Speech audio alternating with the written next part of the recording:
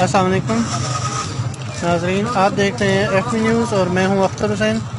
आज हम चकवाल तलड़ कहार के बाज़ार मियानी अड्डा में मौजूद हैं और यहाँ पे देखते हैं कि जो हुकूमती रिलीफ आवाम के लिए निकाला गया था उसके ख़िलाफ़ क्या एक्शन हुआ।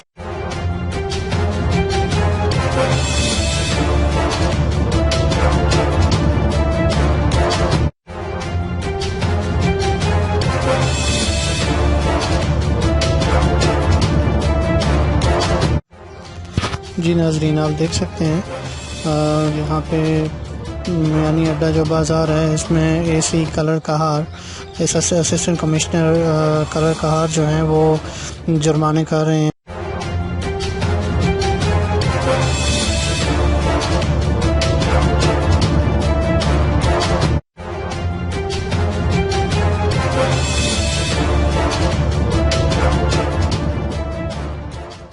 मुख्तलिफ फ्रूट शॉप्स को, मुख्तलिफ सब्ज़ी वाली शॉप्स को जुर्माने कर रहे हैं जिन्होंने रेट्स जो हैं वो बढ़ा के आवाम को लूट रहे थे और उनके ख़िलाफ़ कार्रवाई करके असिस्टेंट कमिश्नर कलर कहार ने जो है वो जुर्माने किए हैं।